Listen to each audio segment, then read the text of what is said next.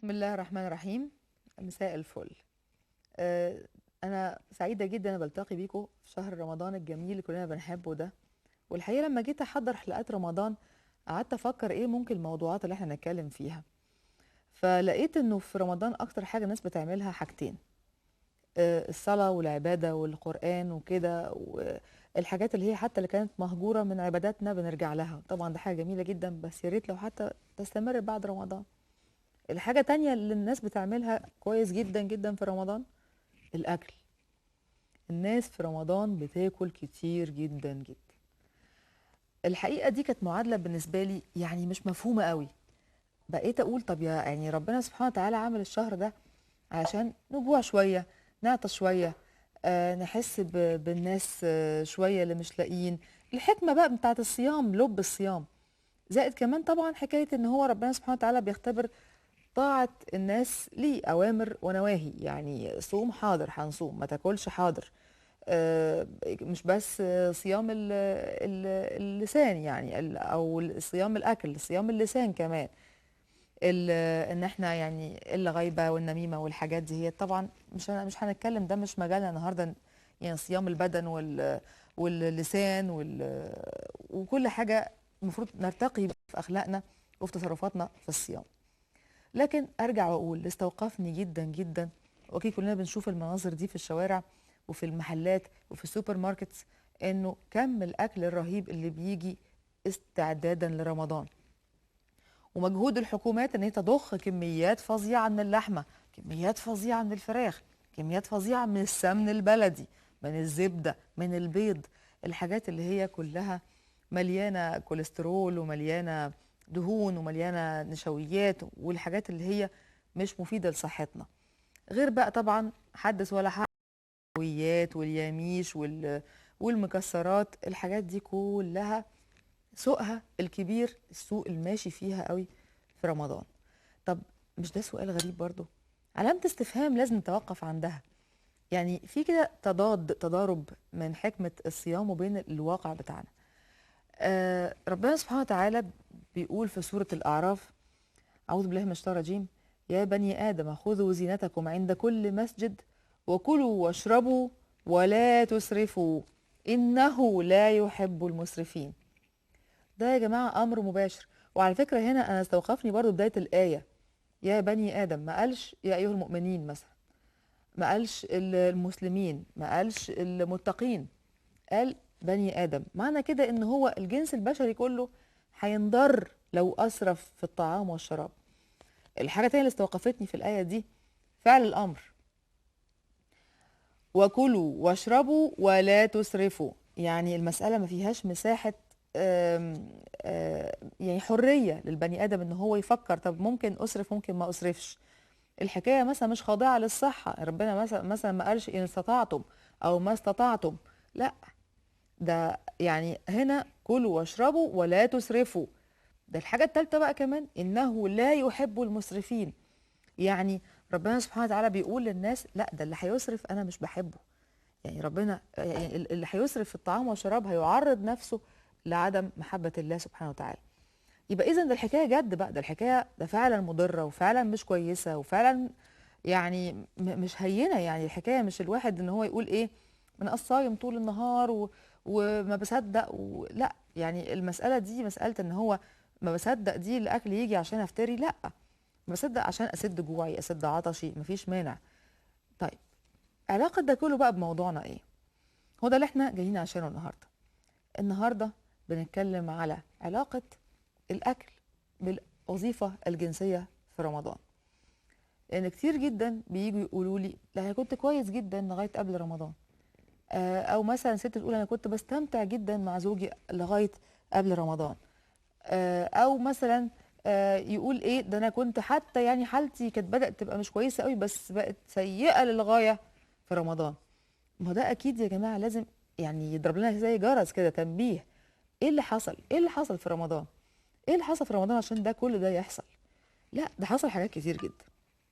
اول حاجه لازم نعرف انه مساله الاكل والشرب والجنس دي كلها احتياجات. احتياجات واحتياجات ملحه جدا، محدش قال حاجه. الحاح الحاجه ده لابد ان هو كمان لازم الواحد يبقى معتدل في اجابته. يعني دلوقتي مثلا اي حد فينا بيدخل اي محل نفسه يجيب ده وده وده وما عندوش ده وده وده، اما بيجي يختار عشان يشتري، لا هيختار بقى ايه الاهم فالمهم. وبالتالي لابد ان الواحد ده يبقى اسلوبه في حياته كلها، ان هو مش فيه الحاح شهوة او الحاح غريزة او حاجة معينة الواحد يعني خلاص يجيبها كده بلا اي، من غير فرامل، يعني بالبلدي كده ما ينفعش. والا يبقى ايه الفرق بيننا وبين يعني هنقول المخلوقات الاخرى؟ ربنا سبحانه وتعالى لما خلق الانسان جمله بعقله، يعني عين عليه العقل حارس. عشان كده ربنا هيحاسبنا عشان ايه؟ عشان ادانا عقل. لو ما كانش ربنا ادانا العقل ده ما كانش هيحاسبنا، لان احنا كنا هنبقى ساعتها ايه؟ سفهاء. خلاص لا نحاسب بما نفعل. لكن ربنا ادانا العقل ده، وبالتالي نقدر نميز، نقدر نختار، نقدر ننفذ. اللي يقولي لا انا قدام الاكل ما بقدرش، او ان مغريات الاكل عندي عاليه جدا، يبقى في حاجه غلط.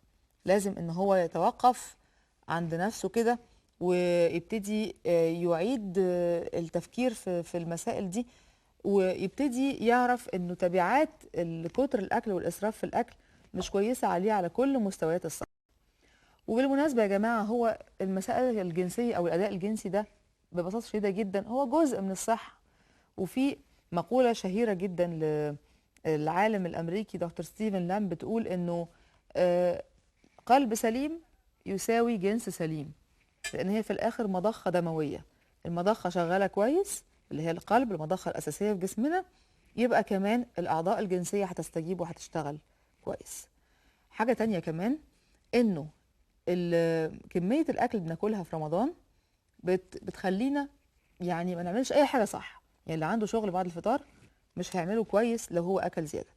اللي رايح صلاه التراويح مش هيبقى يعني واقف كويس وفايق وسمع القرآن كويس، اللي هي الغرض الأصلي من صلاة القيام، إن الواحد يتعبد ربنا سبحانه وتعالى ويتحمل في ذلك إيه؟ مشقة القيام وطول الوقوف وقراءة القرآن طويل وإلى آخره. كمان هتلاقي إن هو بالتالي بالتبعية الوظيفة الجنسية مش شغالة كويس، لأنه زي ما هنشوف إن شاء الله بعد الفاصل قد إيه حاجات جوه الجسم تتأثر.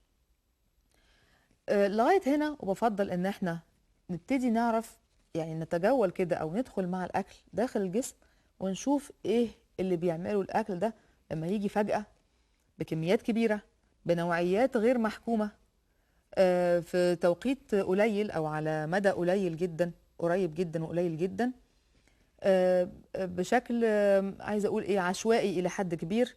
وبالذات لما تدخل بقى فيه المجاملات، لا والله لازم تاكل، والنبي لازم عشان خاطري ده انا عاملاه بايديا، الحاجات دي كلها سواء في العزايم او داخل البيوت.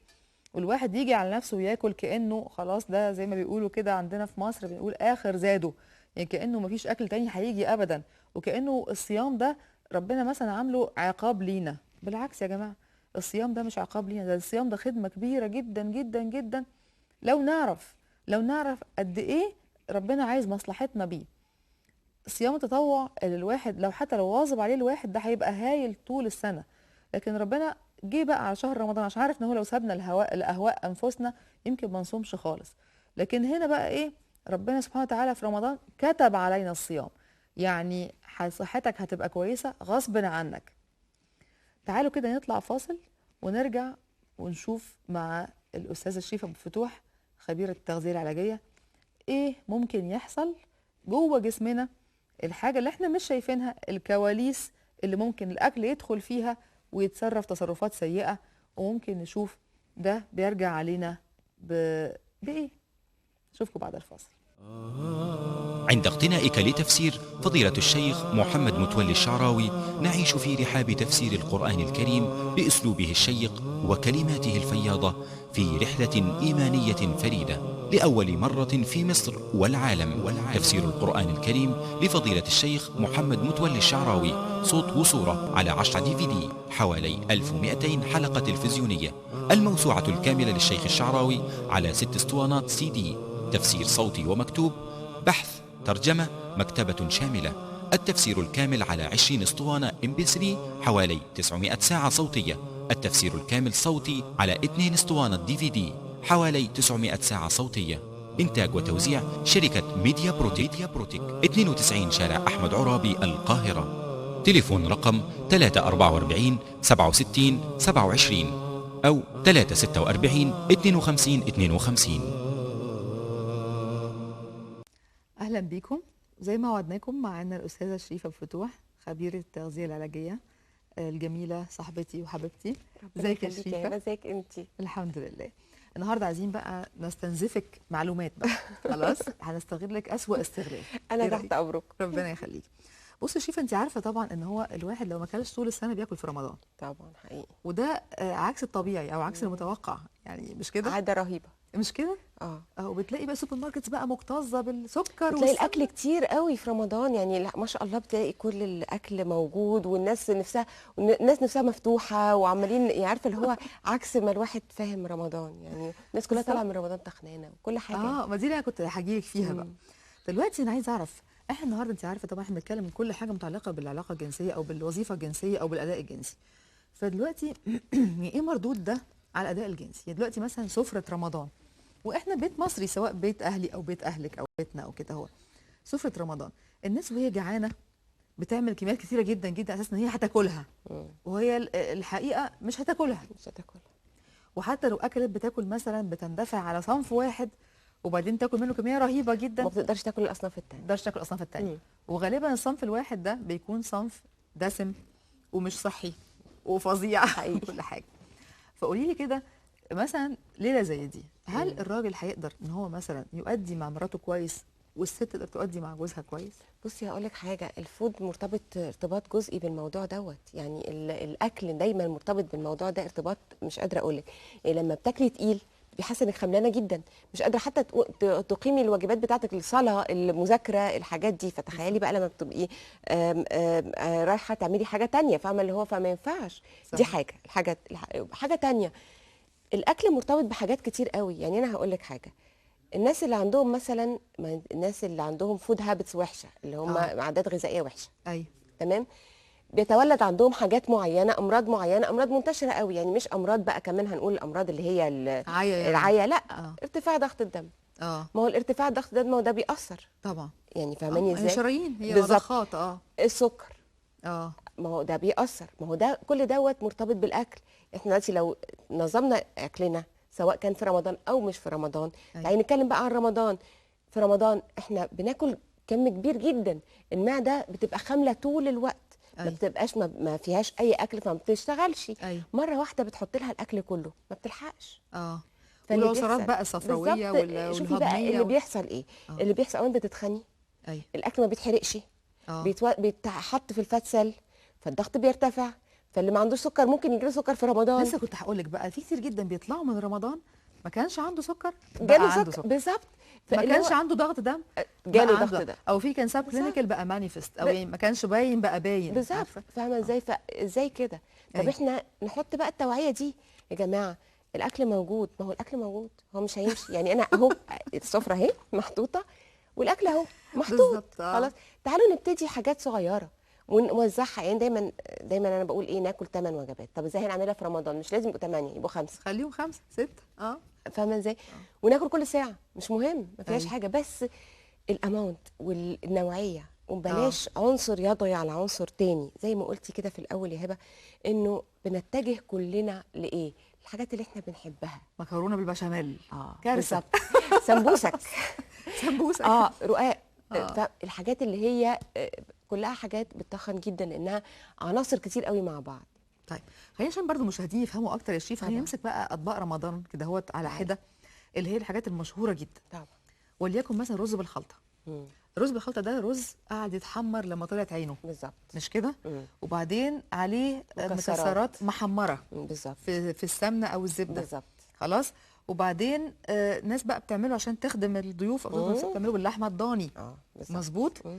ها انطلقي بقى. كل الحاجات دي لوحدها مفيده. شوفي احنا بنعمل ايه في الحاجه. يعني شوفي احنا بنوصل الحاجه، بنسوق المضمون بتاعها. شوفي يعني الرز ده من الحاجات المفيده جدا جدا جدا. ايوه. ولو اتحط عليه المكسرات بقى بروتين حلو قوي. شوفي بقى بدل اللحمه، تحول من نشويات لبروتين، خلاص بقى بدل اللحمه. ايوه. احنا حولناه بقدره قادر كده، ان احنا حولناه من حاجه صحيه جدا لحاجه في منتهى الضرر بالتحمير. ايوه خلاص حمرنا، وحمرنا جامد قوي، ايوه. فخلاص ده واصفرت، لا تحمر شويه، لا تسود بالظبط. شويه. ده بقى ايه اهو خلاص. سيبك من الرز. المكسرات اللي هي مهمه جدا، سواء لل الكوليسترول، سواء للضغط، سواء لكل الحاجات ديت، بقت مضره ضرر رهيب ايوه بالتحمير عشان ده. اتحمرت. تمام. اللحمه الضاني من الحاجات الهايله واخف انواع اللحوم يا هبه. غريبه تخيلي بقى، غريبه، ده عكس المعروف عنها تماما. تخيلي يعني اخف انواع ليه بقى اخف انواع اللحوم؟ لانه الدهون اللي فيها مش بتتخلل الانسجه، الدهون اللي فيها من بره. فانت ممكن تشيلي الدهون فتبقى اللحمه حمراء بجد. غير الكندوز مثلا، الفيليه. الفيليه الدهون جوه، استحاله تطلعي الدهون بتاعته. فاللحمه الضاني دي من الحاجات اللي هي من الحاجات المفيده، المفروض انها مفيده قوي. شوفي احنا حولناها، لان استخدمنا الدهون بتاعتها حولناها لايه؟ بقت دهون مشبعه. بس بقت دهون مشبعه اللي هي بتسبب الكوليسترول وبتسبب الضغط وبتسبب امراض القلب والشرايين. بصي انا كنت وعدت المشاهدين قبل الفاصل ان احنا هنتجول كده جوه الجسم مع مع الاغذيه دي، ونعمل رحله طبعا. ونشوف بتمشي ازاي بالظبط. فدلوقتي مثلا خلينا نقول مثلا صينيه كنافه بالقشطه بس والمكسرات. خلاص. وطبعا غرقانه بقى كده، غرقانه عسل بقى عشان نبقى ايوه كل حاجه كل حاجه طاقه بقى. فهي بقت نشويات متحمره في سمنه بالظبط، دهون نشويات ودهون ومكسرات وقشطه يعني بروتين بالظبط. كان بروتين، الله يرحمها، كان الله بروتين بقى بالظبط المفروض. دلوقتي دخلنا كده مع بعض المعده بالظبط. خلاص عملنا ايه في المعده، ونمشي بقى نروح السيركيليشن بقى كده او الدوره الدمويه. بس بقى اللي هيدخل المعده هيبتدي يتهضم شويه. خلاص كل حاجه هتروح في حتتها ببطء شديد. طبعا ببطء شديد عشان الدهون. الدهون بتخلي الحاجه تتهضم، اللي هياخد 2 أو 3 في الهضم هياخد 6 بالظبط. الدهون. خلاص تهضم ببطء شديد جدا. هيبتدي عندك هب بقى، عسر هضم، ومش قادره تاكلي حاجه، ومش قادره تعملي اي حاجه، مش قادره تقفي، حاسه انك عايزه تنامي، لان عمليه الهضم بتستنفذ طاقه. ايوه الطاقه دي بتخليكي عايزه تنامي مش قادره. عشان كده دايما الناس اللي عندهم حاسين انهم عايزين يناموا بيكونوا واكلين اكله تقيله. مش هتلاقي حد واكل اكله خفيفه وعايز ينام. صحيح. هتلاقي تو بي اليرت انك تبقي خفيفه. ايوه بالظبط. فهتبتدي بقى عندك خمول، مش قادره تعملي اي حاجه.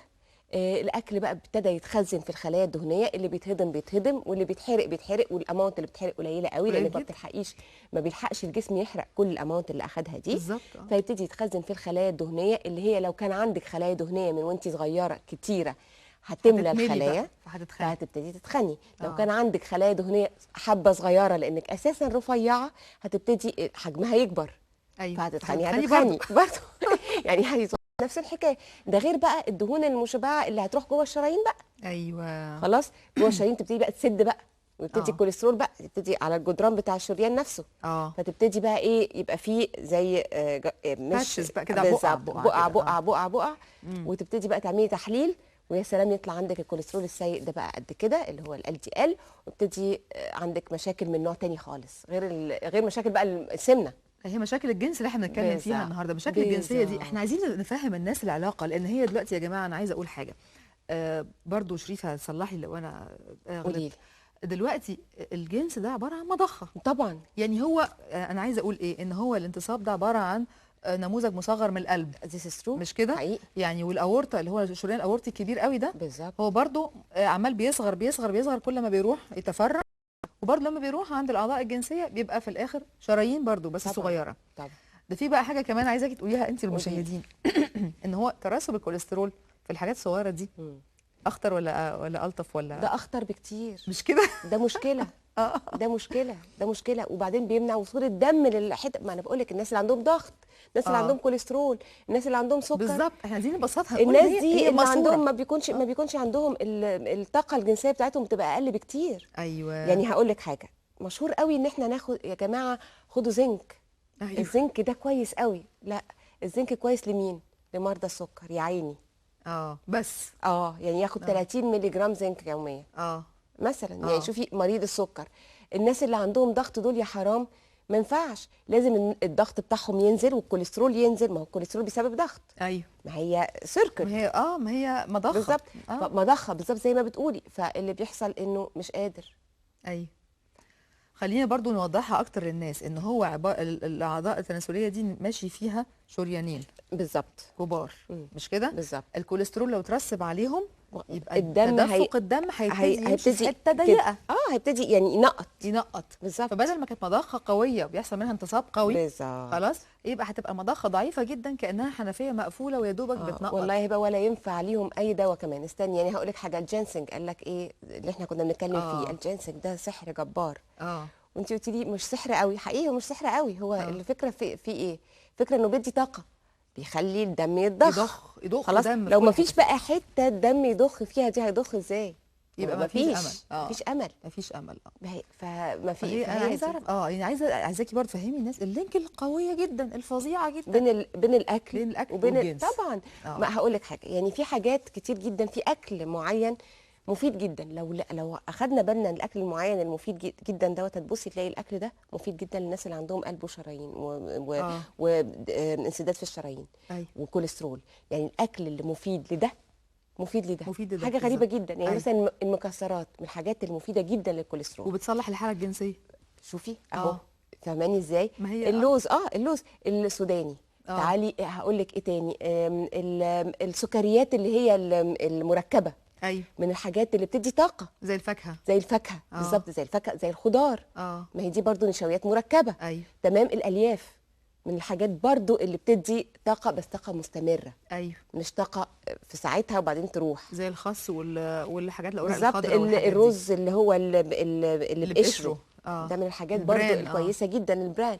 فكل الحاجات دي حاجات احنا بنوصفها، يعني بوصفها لو حد جالي قال لي انا عندي كوليسترول، عندي القلب، عندي الضغط، وهي بتوصف لما يكون في مشكله جنسيه. بالظبط. هي دي يعني مساله ضخ دم. انت عارفه يا شريفه ساعات كتير جدا الناس مثلا بتجي في العياده وبتعدي عليا تبقى معتقده تماما ان الجنس ده حاجه والجسم كله حاجه ثانيه. طبعا. مش انت حد عليكي حاجه كده؟ طبعا ده حاجه ثانيه، ده حاجه منفصله، ده منفصل يعني عن ده. ممكن يبقى تخين قد كده وممكن يبقى عنده فيري باد ايتنج هابتس وعنده حقيقي وبيشتكي من 50,000 حاجه، بس يقول لك بس ايه اللي مضايقني هي دي. طب انت طبيعي في ايه تاني عشان تبقى وتيجي بقى تحاولي تقنعيه. طب ايه رايك نعمل روح مثلا لدايتيشن، روح للنيوتريشنست عشان تظبط لك ايش دخل ده في ده. بالظبط. تقول لك ايش دخل ده انا جايه اشتكي من حاجه معينه، خليكي في شغلك. هتدخليه في متاهه. هندخل لسه في ده. انا عاجبني نفسي كده. ايوه بالظبط. فاهماني ازاي؟ طبعا الموضوع الرياضه من الحاجات المهمه قوي برضو. من الحاجات الكويسه جدا وبتزود كمان. يعني بصي في حاجات احنا معتقدات كتير قوي احنا مش عارفينها. أيوة. ودايما عندنا ميس اندرستاندينج ليها، اللي هو لا ما تعمليش رياضه كتير، ما تعمليش رياضه كتير، لا ما تعمليش مش عارف ايه، لا ما الميه. الحاجات المهمه الناس بيقول لك بتطلع كرش، الميه بتجيب كرش. دي مصيبه سودة. دي مش عارفه. دي بقى اللي هو يعني كل ما حد لا انا ما بشربش ميه، انا مش عارفه ليه عندي كرش مع اني ما بشربش ميه خالص. ما هو عشان كده، عشان ما بتشربيش ميه خالص عندك كرش. فاللي هو فده بجد حقيقي اعتقادات عايزه يعني شويه يعني توعيه.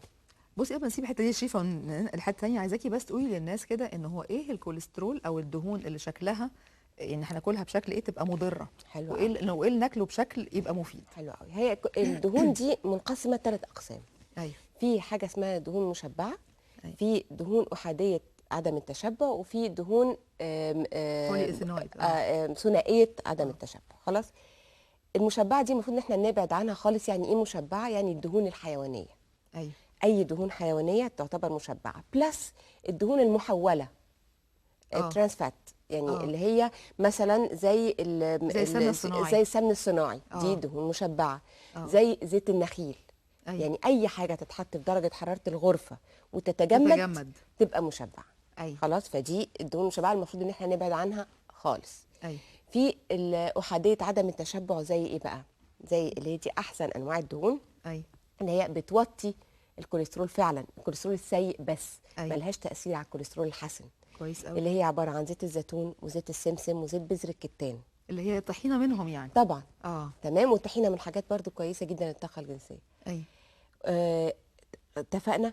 تيجي بقى على اللي هي ثنائيه عدم التشبع او عديده عدم التشبع. عديده عدم التشبع دي ايه؟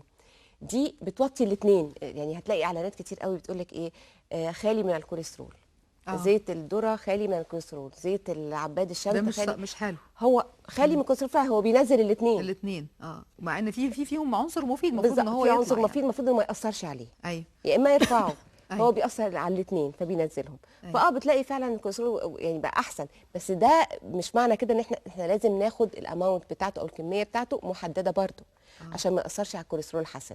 يعني في كميه محدده هناخدها من زيت اللي هو عديد عدم التشبع، اللي هو زيت الذره وزيت عباد الشمس، الزيوت اللي موجوده عندنا. أيوة. اللي بنشوفها. الزيوت اللي هي الثانيه اللي هي احاديه عدم التشبع دي ممكن ناخد منها كميه اكبر شويه لو احنا ما بنشتكيش من اوفر زيت ويت. زيتون خلاص. زيت زيت الزيتون، زيت السمسم بالظبط، وزيت بذر الكتان. دي من الحاجات زيت الحار مش كده؟ زيت الحار دي من الحاجات برضو الكويسه قوي.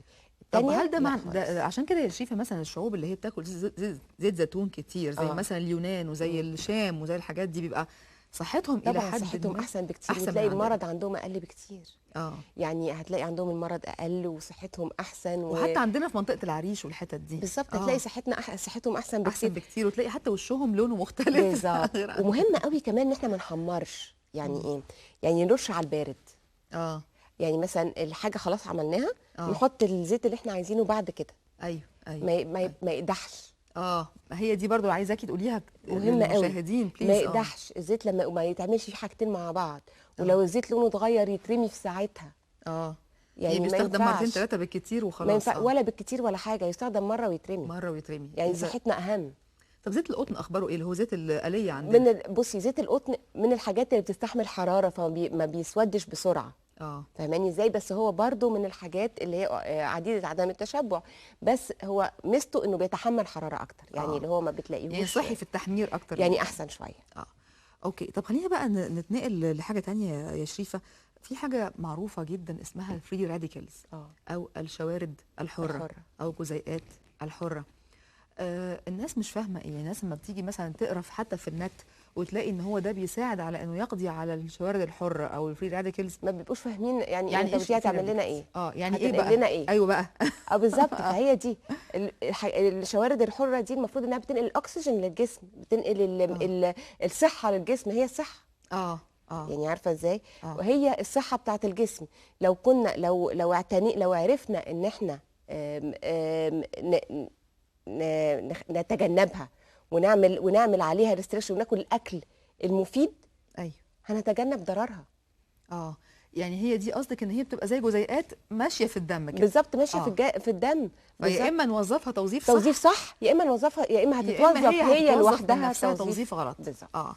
عشان دي برضو حاجه مهمه جدا. الناس بتقول طب دلوقتي مثلا ناخد انتي اوكسيدنتس. الانتي اوكسيدنت من الحاجات المهمه جدا. الخضار يا جماعه من الحاجات اللي اهم حاجه من الحاجات اللي بتاخد. يعني بصي هقول لك حاجه، لما بنيجي تيجي تقولي مثلا ايه ديتوكس، هنعمل ديتوكس. طب انت ليه ما بتعمليش ديتوكس باي حاجه غير خضار وفاكهه؟ بالظبط. عشان هم دول اكتر حاجه مفيده، بتطلع سموم من الجسم. بتطلع سموم من الجسم جامد قوي. دي حاجه. الحاجه الثانيه من الحاجات اللي حتى لو حد عنده حساسيه، لو حد عنده اي نوع من انواع التسممات اللي في الجسم احنا مش عارفينها. ساعات كده الواحد يصحى من النوم يلاقي نفسه عنده هرش. بالظبط. مش عارف الهرش ده من ايه. صحيح. عارفه لو عمل يومين ديتوكس هيروح. يعني في وانت عارفه ان دي بتبان في رمضان قوي جدا. بيكون عندك انت في رمضان صحتك بتبقى احسن بكتير. طب عايزين برضه عشان نوضح للناس يعني ايه ديتوكس يا شريفه. ديتوكس يعني طرد السموم من الجسم. ازاي ممكن ديتوكسيفيكيشن يعني ازاي نطرد السموم من الجسم عن طريق الاكل. مش عن طريق ان احنا نروح المستشفى. عن طريق ان احنا ناكل في البيت. بالظبط. مش مركز تسمم. احنا واحنا في البيت ننقي جسمنا من السموم. ازاي ممكن نقي من السموم؟ ان احنا ناكل خضار وفاكهه كتير قوي، ونشرب ميه، ناخد شاي اخضر، نبعد عن الدهون المشبعه، نبعد عن الدهون المشبعه، نبعد عن كل حاجه صناعي اللي هي المحمره. بالظبط. اي حاجه صناعي. الله يكرمك يا شريفه. انا واحده من الناس ضد البانيه. البانيه مشكله. ضد البانيه. مشكله. انت عارفه البانيه ده ايه؟ ده جامع كل حاجه في الدنيا، اللي هي حاجه وحشه. كل حاجه وحشه اللي هي البروتين، وجامع النشويات، وجامع النشويات اللي هي ايه البسيطه، اللي هي في اسوأ صوره ممكنه، والدهون. يعني النشويات احسن حاجه النشويات اللي هي تبقى نشويات مركبه. اللي هي البران والكده. احنا بنحمره في دقيق او بنحمره في بقسماط اللي هو عيش فينو مطحون. بقسماط ابيض خلاص ودقيق. فده خلاص نشويات ده انسيها خلاص. تعالي بقى الدهون خليناها دهون مشبعه، خلاص. أيوة. البروتين حمرناه، ايوه اللي هو جمعتي في البانيه ده حاجات اللي هو كل اسوأ المشاكل. كل المشاكل. اللي هو طبعا بيمشي معاه دايما الفاست فود، لان معظم الفاست فود ويا سلام فرنش بانيه. فرايز، البطاطس المحمره، تسمع نفس الحكايه، مؤامره برضه. دي مؤامره جباره. ايوه يعني عارفه اللي هو بقت مشكله. يعني دلوقتي في امريكا هم بيعملوا البيكت بوتيتوس، اللي هي البطاطس اللي في اللي في الفرن. الفرن، وهنا موجوده في المطاعم الامريكيه. بالظبط. كويس. ليه؟ من كتر ما هو هقول لك حاجه، عارفه الهابي ميل اللي هي بتاعت الاطفال دي؟ ايوه البطاطس فيها قد كده، ايوه اللي هي الواحد ما بياخد يعني بياخد ده يعني أزأزة كده. يعني بسم الله الرحمن الرحيم، فيها تقريبا 300 سعر حراري.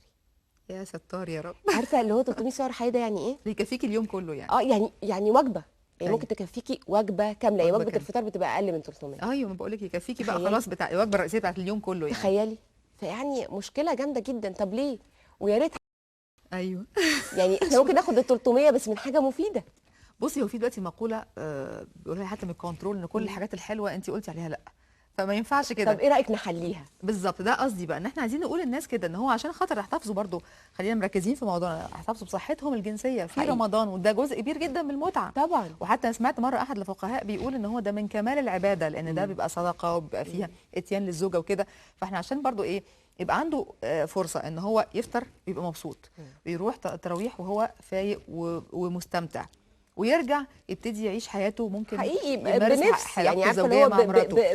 بانبساط، بالظبط، مش بلود. مش بالظبط كده، وفي نفس الوقت يبقى مستمتع باكلته. طبعا. يبقى ممكن نديله بقى ايه، يعني احنا بس على فكره احنا مش زي ما بيقولوا في كنترول، هم بس عشان جعانين دلوقتي صايمين يعني لكن هو الفكره ان هو احنا ما قلناش ما منعناش حاجات كتير، يعني هو لا بالعكس البانيه خالص. نستبدله بمشوي، ايه المشكله؟ بلاش. انا هقول لك حاجه، انت ممكن تعملي بانيه في الفرن. طيب يبقى كويس قوي. طب انا هقول لك على حاجه، دلوقتي في امريكا في اوروبا وكده نازل حاجه لطيفه جدا، نازل سبراي. السبراير اللي هي خلاص. الاويل سبراير. عايز نعملها احنا.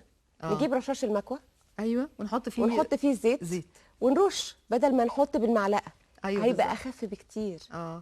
يعني فاهمه ازاي؟ نرش على الحاجه ونستخدم اللي هو البراند بدل تعالي نستخدم البراند بدل ده، الرده، يعني الرده دقيق الرده بدل الدقيق العادي، الدقيق اللي هو البني تمام. بيسموه.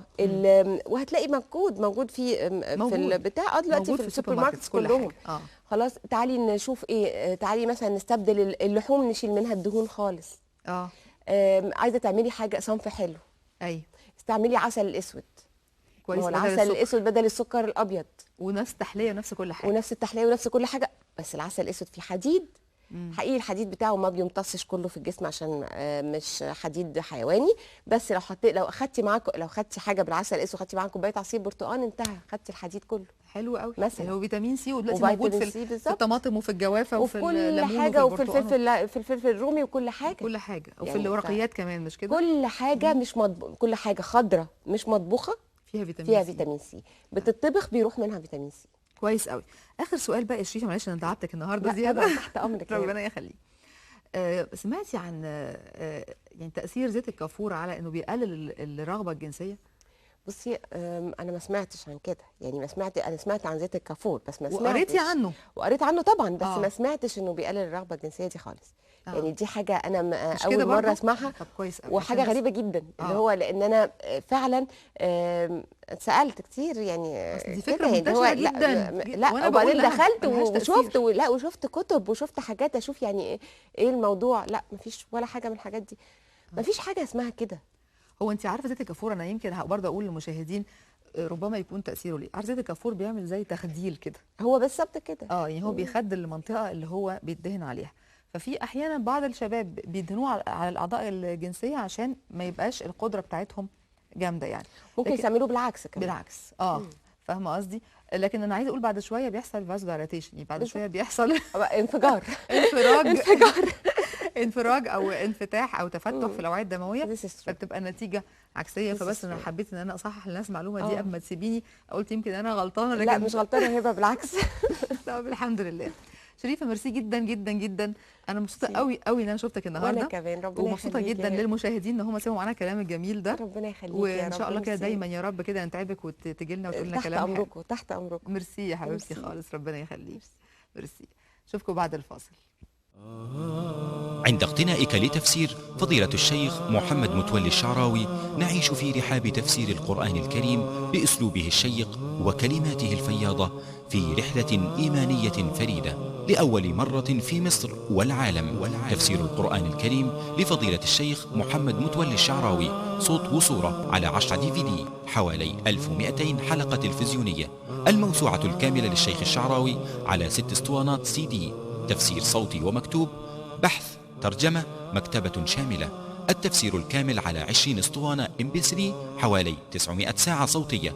التفسير الكامل صوتي على 2 اسطوانة DVD، حوالي 900 ساعة صوتية.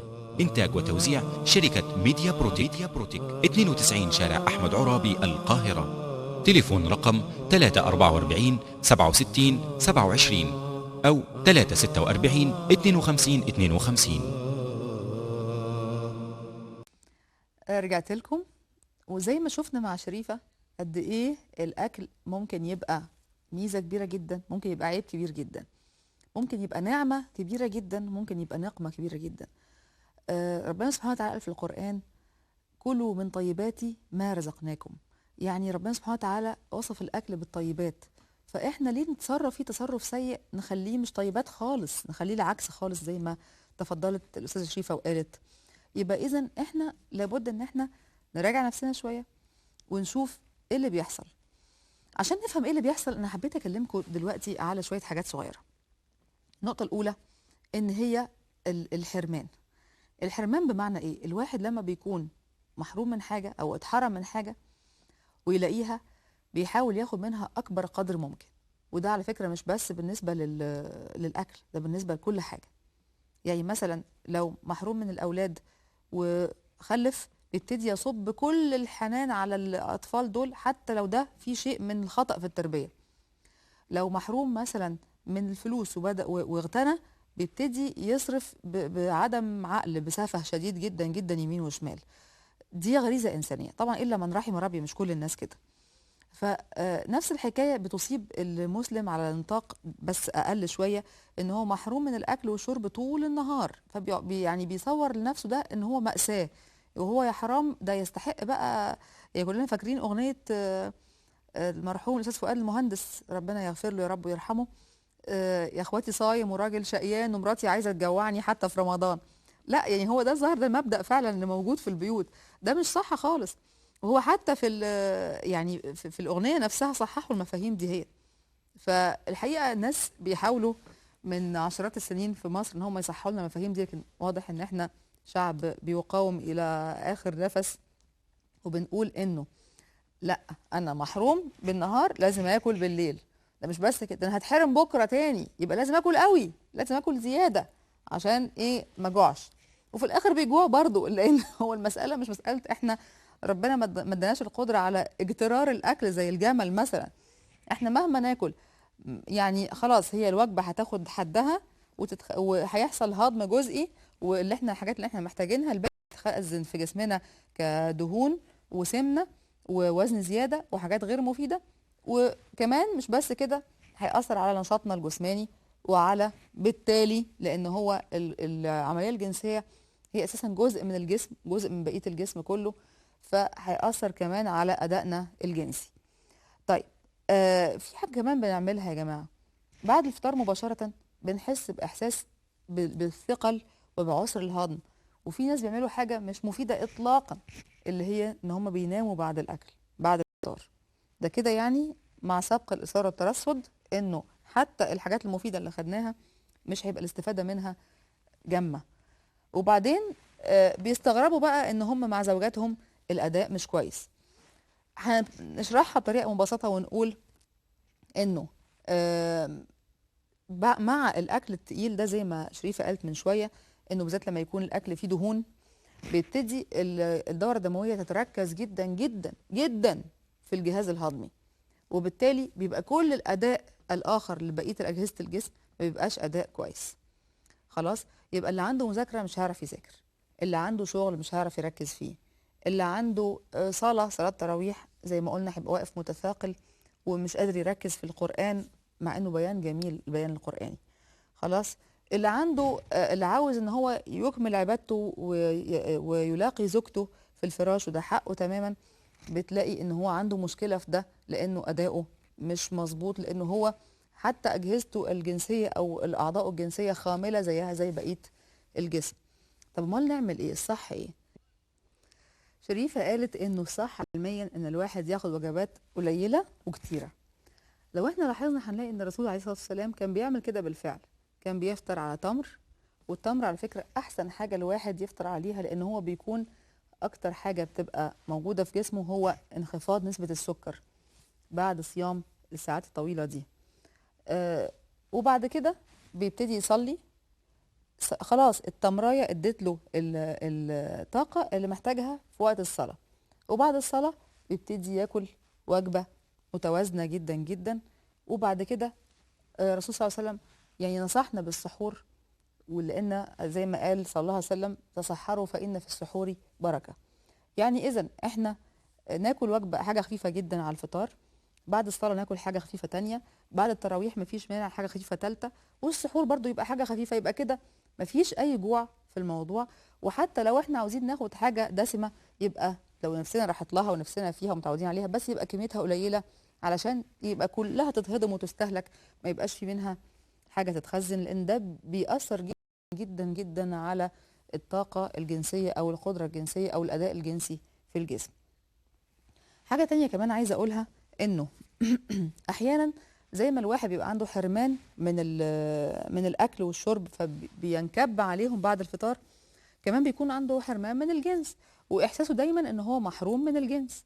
محروم محروم، الاحساس ده دايما يعني بيشغله او بيطارده، دايما بيشبع نفسه بفكره ان هو محروم، مش بيشبع نفسه بفكره ان هو مخدوم، ان ربنا سبحانه وتعالى بيخدمه، يعني ان هو بيخلي جسمه يرتاح من كل الشهوات ويهذب نفسه بان هو يتغلب على الشهوه اللي هو يعني بيحس بيها في الاوقات العاديه. فبالتالي بعد الفطار مباشره بعض الشباب بالذات الصغيرين، الشباب الصغيرين بالذات اللي هم يكون في عرسان او حاجه، بيبتدي اول حاجه يعملها بعد ما يفطر ان هو عاوز يؤتي زوجته او عاوز يجامع زوجته او يقيم معاها العلاقه الجنسيه. للاسف كتير في اوقات كتير الحكايه دي بتفشل. مش بس كده، حتى لو نجحت احيانا بيكون النجاح بصعوبه، واحيانا بيكون بعد العمليه الجنسيه الارهاق شديد جدا جدا جدا، لانه الجسم غير مجهز ان هو يعمل.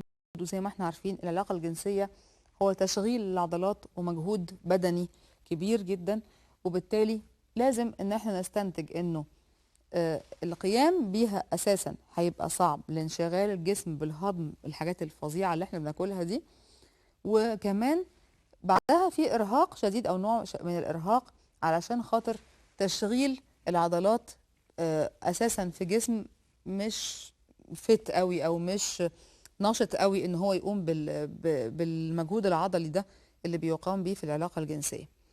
طيب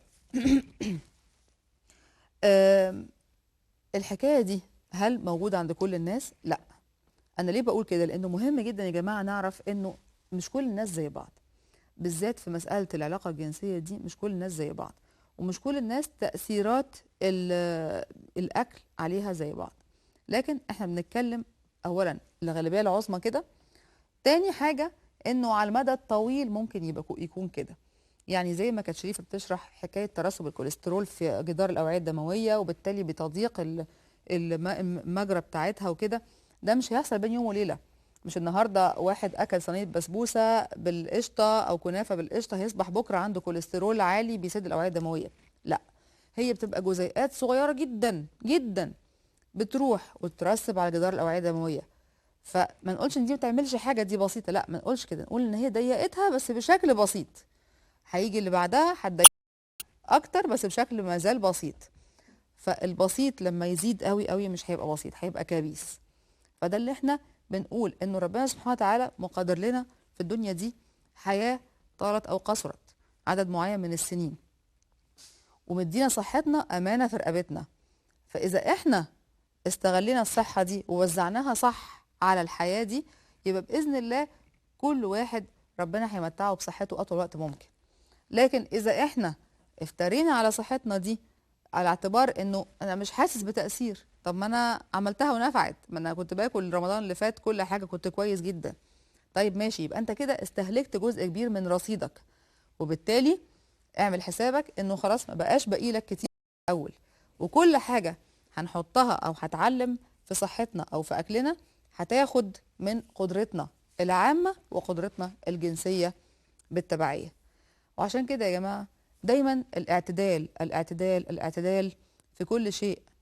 يعني ربنا سبحانه وتعالى خلقنا أمة وسطا، الوسطية في كل شيء، سواء في الأكل، سواء في الشهوة، سواء في الأداء، سواء في يعني الأكل بالذات في رمضان. أنا الحقيقة ليا تحفظ شديد على أسلوب الطعام في رمضان في البيوت العربية، لأنه مش هو ده المراد من رمضان يا جماعة. وبرضو ارجع لاغنيه الاستاذ فؤاد المهندس، انا الحقيقه الاغنيه دي بحبها جدا، بحس انها بليغه جدا. السيده صباح بتقول ايه؟ يعني يسيب الاكل كله ويمسك طبق الفول ولقمه تجر لقمه يشبع ويقوم على طول. الواحد يا جماعه بعد ما بيشبع بينسى الجوع ده شكله ايه. ولما بيشبع مش هتفرق خالص لما يشبع من صينيه مكرونه بالبشاميل، ولا صينيه لازانيا بالزبده، ولا بطاطس محمره او بانيه، ولا حاجه صحيه زي مثلا نبدا بالتمر زي الرسول صلى الله عليه وسلم، ونصلي نرجع ناكل سلطه، وبعدين ناكل اكل صحي وفي نفس الوقت طعم وجميل ومفيد. ده هيفرق جدا جدا جدا معانا في الاداء بتاعنا، وهنلاقي ان احنا مش عايزين ننام، عايزين نستمتع برمضان. نستمتع برمضان بمعنى ان احنا هيبقى عندنا وقت نصلي التراويح، هيبقى عندنا تركيز ومخ ان احنا نقرا القرآن بتاعنا، هيبقى عندنا الفرصة ان احنا اللي عنده شغل بعد الفطار سواء في مكتب او في عيادة او في او مذاكرة او قراءات معينة او حتى رايح يقابل اصحابه او رايح يصل الرحم، مش هتلاقي ان الامور بدأت الكيرف المنحنى مش هينزل معاه في نشاطه، وهيدي رمضان زي ما ربنا عاوزه يديه، مش زي ما الناس فاهمة ان المفروض ان هم يعملوا. فترة ما بين المغرب والفجر يا جماعة، او ما بين الفطار والامساك، ليست فترة طعام طعام طعام فقط. واحنا في رمضان مش بناكل علشان نستمتع وعشان نعوض اللي فات وعشان خاطر نستعد للي جاي، لا احنا بناكل عشان نفضل عايشين وربنا يقدرنا ان احنا نواصل العبادة لليوم الجديد اللي جاي. اخر حاجة عايزة اقولها لكم انه يا ريت نستشعر يعني كده مثل جميل قوي كان الحقيقة يعني بقتبسه من الحبيب علي الجفري. كان بيقول لازم نتخيل ان احنا ربنا سبحانه وتعالى خلقنا روح وجسد. الروح تسعى الى الفوقية والجسد يسعى الى التحتية. فكرة فلسفية شوية بس صحيحة 100%. بمعنى ان الروح دي شيء روحاني، يعني دايما بيسعى انه يتقرب الى الله. الجسد شيء مادي دايما بيسعى انه يعود الى اصله وهو التراب. فاي شيء بناخده عشان يغذي الجسد فقط فبنتاكد ان هو شيء مضر لا يسعى الى مرضاة الله زي الروح. واي شيء بناخده عشان يغذي الروح ده بيسعى الى مرضاة الله. فاحنا يعني احسن حاجه ان احنا نغذي الجسد بس بما لا يثقله، بالعكس بما يعينه انه يخلي الروح تعمل اللي ربنا سبحانه وتعالى عايزه، اللي يقربها من ربنا.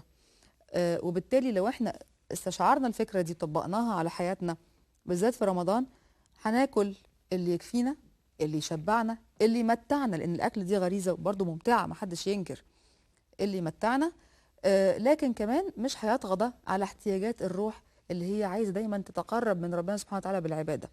فأرجوكم أنا كمان بقصد على فكرة بالعبادة بقصد بيها كمان إتيان الزوجة وكمان القيام بالعلاقة الجنسية داخل إطار الزواج. فبرجوكم رجاء أخير نستشعر الفكرة دي وندي للجسم فقط ما يحتاجه ويستمتع به، ولكن في نطاق الضرورة وفي نطاق الصحة وفي نطاق الإفادة. أشوفكم الحلقة الجاية إن شاء الله.